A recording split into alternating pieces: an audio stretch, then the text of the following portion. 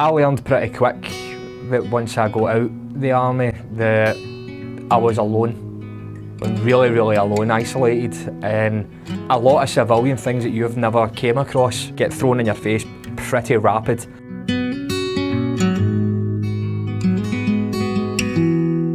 I'm the first point of contact for the veterans, the men and the women that come here who have mental health issues. So the people we get through here range in age from late 20s, early 30s, all the way through to 60, 70 years old. Yeah? The issues they bring are the complete mental health rainbow. They'll come and talk about having anxiety. Yeah? They'll talk about being depressed. We talk about suicide. We talk about the bad, worst days. I was at that low point where at lowest of the lowest, because I felt like a tea bag with all these needles, injections, chemotherapy, you name it, the works. I actually felt like I was going to top myself. I even got to that stage because with the cancer, marriage breakdown, kids didn't want to see me, and I was like, everything just goes right on top of you.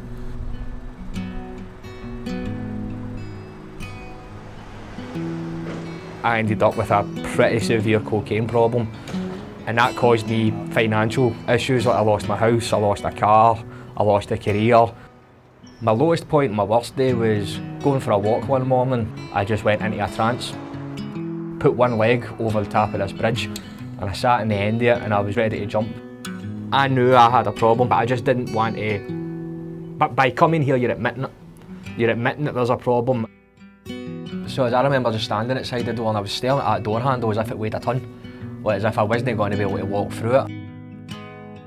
I mean, folks say it's free to walk in here, but in reality it isn't free. You've caused yourself nothing but heartache, pain and grief. You've done so much damage to yourself, whether it's financial, emotional, mentally.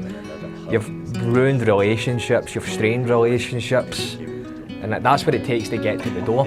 Once you go through the door, the first thing that you realise is these people are going to bend over backwards to get you to a point where you can stand straight and walk down the road with a bit of pride in yourself again.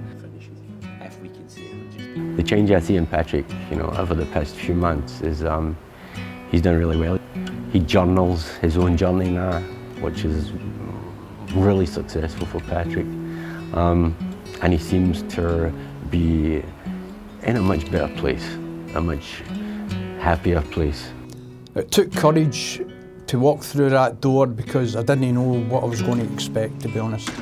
But now they actually realise where I'm coming from, and everybody else and whoever's been in the forces that's came through that front door, they've actually listened.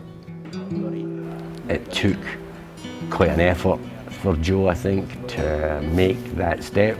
I support him, and he attends my group here on a Wednesday, which is a cognitive group, which he really enjoys. So the impact that we have, I think, is massive, really. Sometimes it's just baby steps, and sometimes it's life-changing for people. It takes an enormous amount of courage to sign up, no matter what branch you're in. But it takes an equal amount of courage to come through our door for the first time.